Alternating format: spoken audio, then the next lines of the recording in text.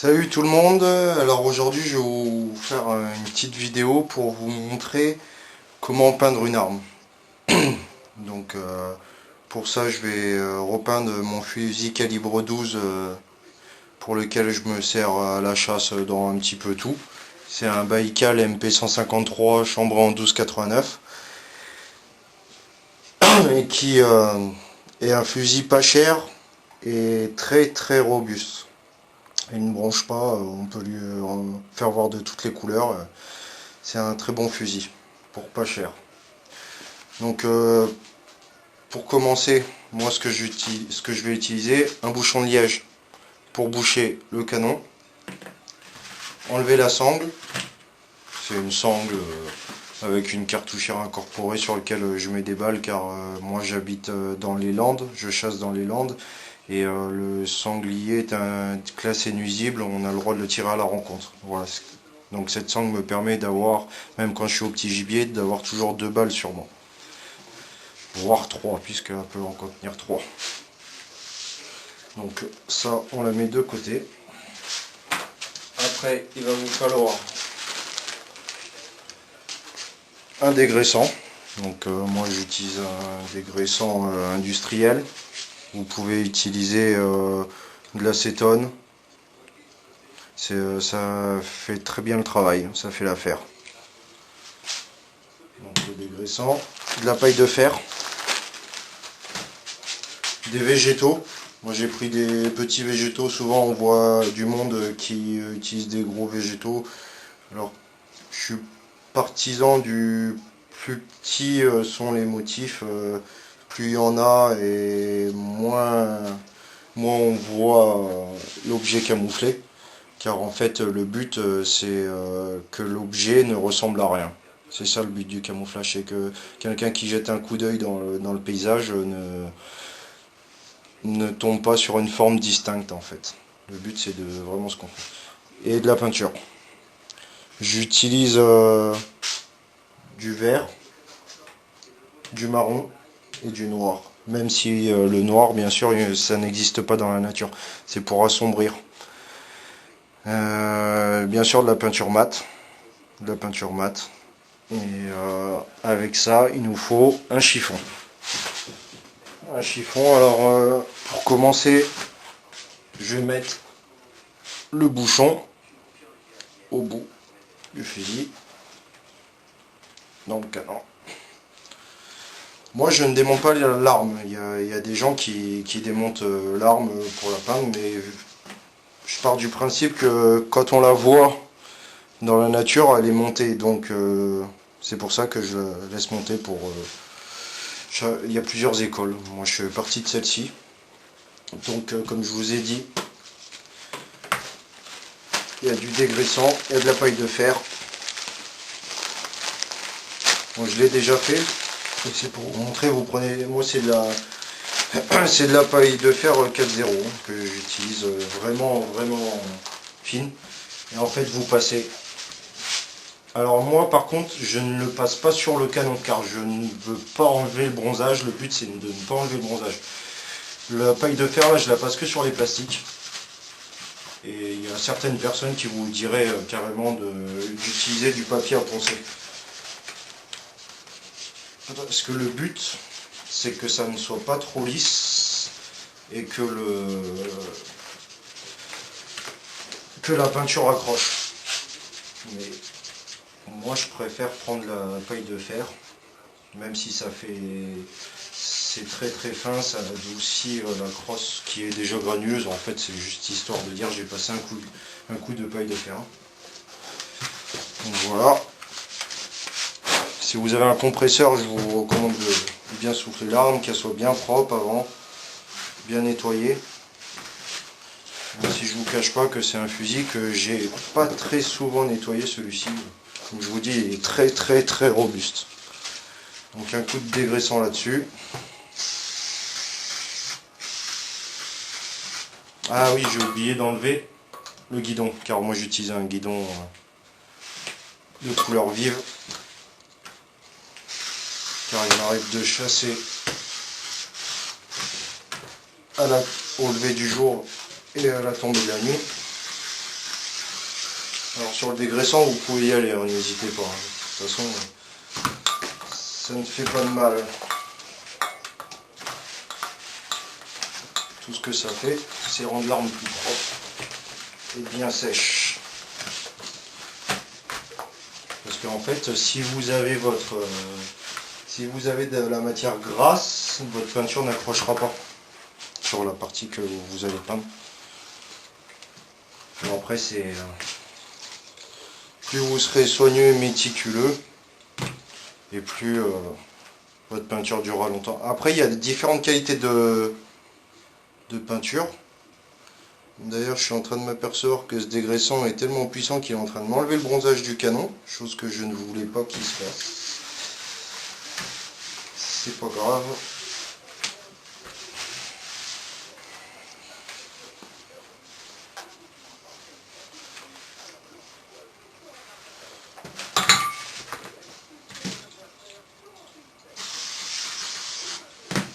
Voilà.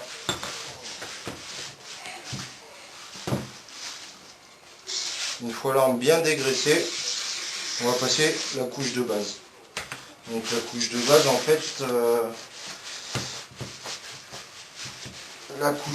en fait, c'est la plus foncée. Moi perso, je mets la plus claire. Excusez-moi, je dis des conneries en plus.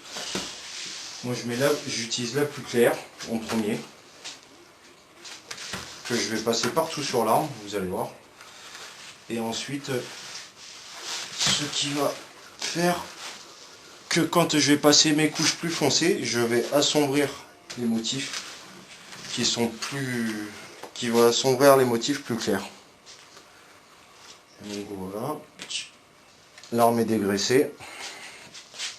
On va pouvoir passer la première couche. Qui pour moi va être le vert. Juste avant, je vais mettre un petit bout de scotch sur mon choc. Je pense qu'il y en a qui connaissent. En fait, le choc, c'est ce qui permet de réduire ou d'ouvrir plus ou moins le canon, la gerbe de plomb.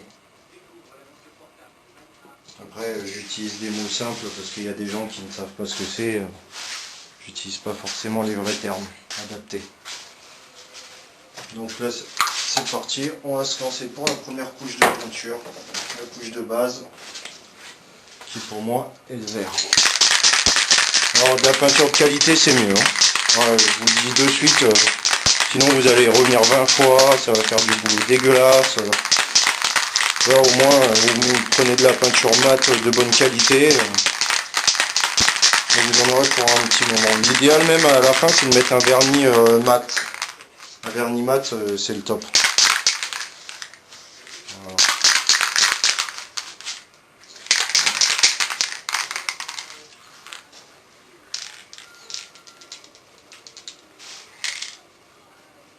Je protège quand même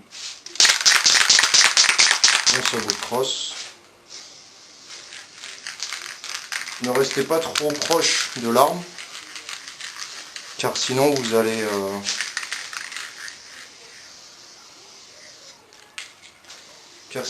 faire des coulures et donc du mauvais travail. Prenez votre temps, il n'y a pas de... ça sert à rien de se précipiter.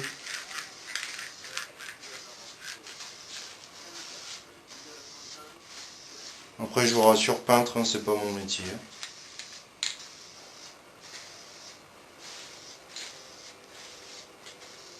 Voilà.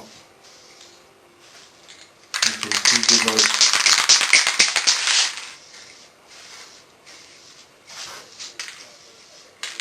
Ce que je vous recommande, c'est de faire votre couche de base, de passer plusieurs fois, ce qui permettra en fait d'avoir une meilleure accroche. Donc allez-y quand même mollo. Il vaut mieux passer plusieurs couches comme je vous ai dit, plutôt que de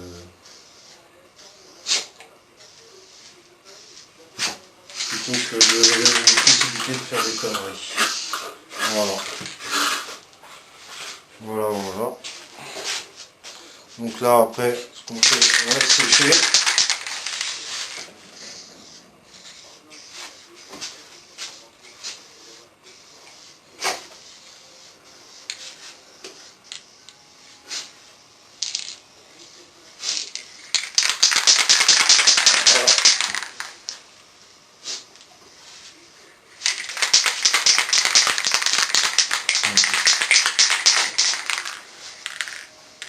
Avec le résultat final qui compte. Hein, ne prenez pas peur, commencez pas à recommencer à chaque fois, allez jusqu'à la fin du processus pour vous rendre compte. Il n'y a qu'à la fin que vous vous rendrez vraiment compte de l'effet rendu. Par contre, insistez pas trop dans les mécanismes. Insistez pas trop dans les mécanismes. Et puis bah voilà. La première couche. Donc je repasse. Après, moi vu que j'ai de la bonne peinture qui sèche bien vite, je peux le temps de fumer une clope, boire un café, et c'est bon. Voilà. On va laisser sécher la première couche. Je vous dis à tout de suite.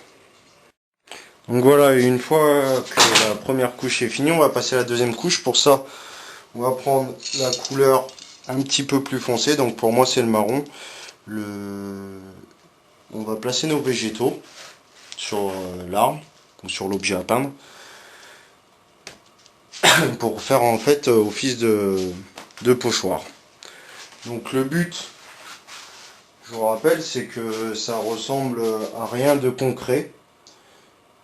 Et de toute façon, c'est pas le fait d'avoir une arme camouflée, plus une tenue de camouflage qui va vous rendre l'homme invisible.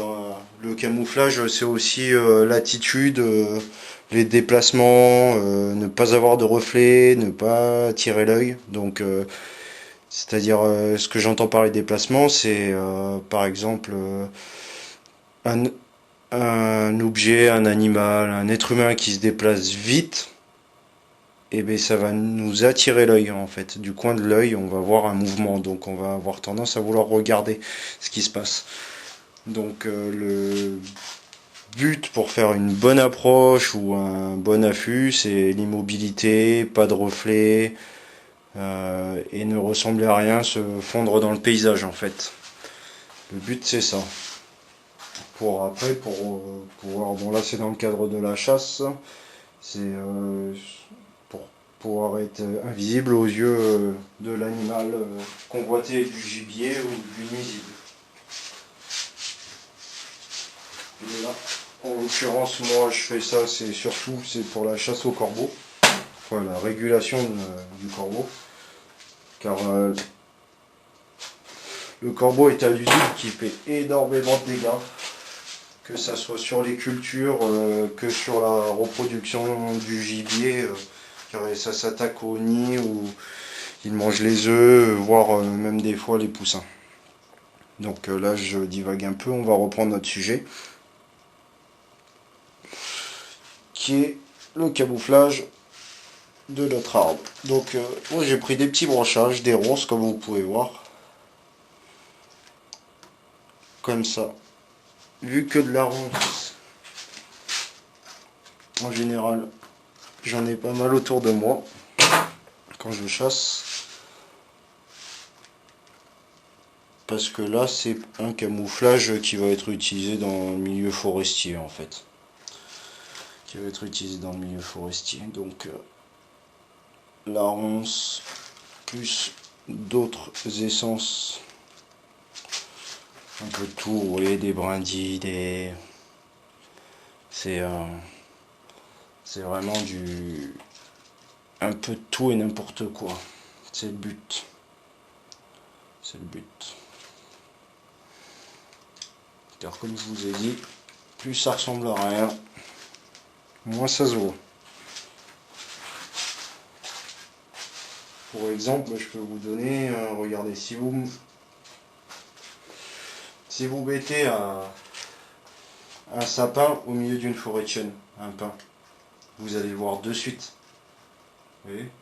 Alors que si vous mettez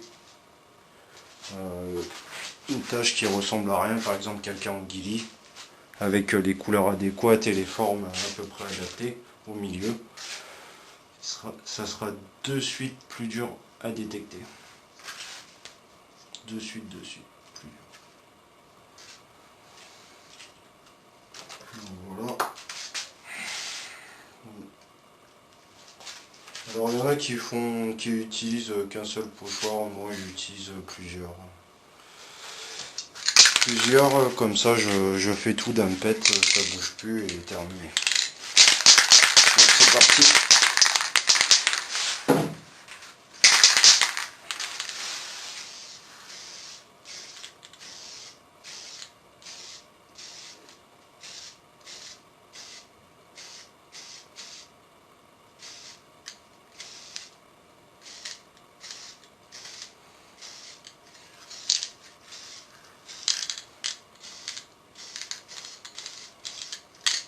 Je vous ai dit, hein, le but c'est pas que l'arme soit belle, hein, c'est que elle ait un cam qui soit efficace.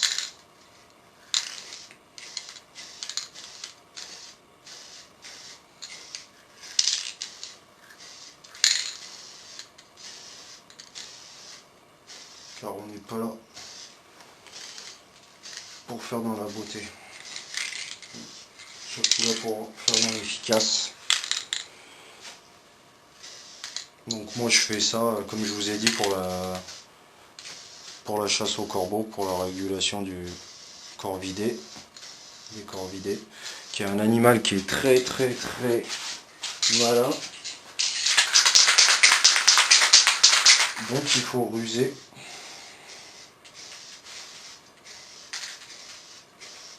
Pour réussir à prélever cet animal. Vous allez voir à la fin mon fusil esthétiquement ne ressemblera pas à grand chose. Après c'est toujours pareil, là c'est que de la peinture. Après il faut mettre du camouflage pour être encore plus efficace, il faut mettre un camouflage en 3D en forme. Vous savez, des fausses feuilles, machin. Après c'est vrai que sur un fusil de chasse comme ça, après c'est pas très évident pour tirer. Sur une arme à lunettes c'est beaucoup plus facile, car on a la lunette pour s'aider à tirer, alors que là en fait le guidon qu'on utilise pour viser est très bas, ou sinon faut s'arranger pour qu'il n'y ait pas de camouflage 3D sur la bande de visée. Donc voilà. Après ça c'est pour un cam forestier.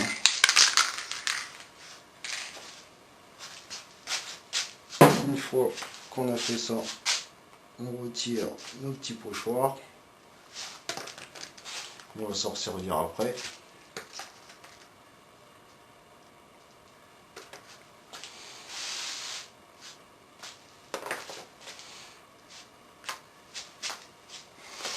Car on va faire la même chose, mais avec la peinture noire. Alors par contre, sur la couche avec la peinture noire, on va y aller vraiment avec parcimonie, car sinon on va mettre trop de noir sur notre arme, et après, comme je vous ai dit, le noir n'existe pas dans la nature.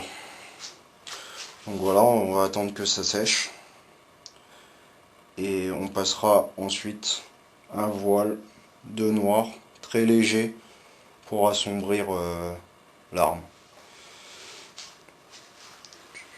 On laisse sécher, je vous dis à tout à l'heure. Donc le résultat, un fusil qui est beaucoup plus discret qu'à l'origine. Je parle au niveau couleur. Voilà. Il ne me restera plus qu'à passer une couche de vernis mat demain Une fois que toutes les couches de peinture ont bien séché définitivement, je mettrai un coup de vernis mat pour protéger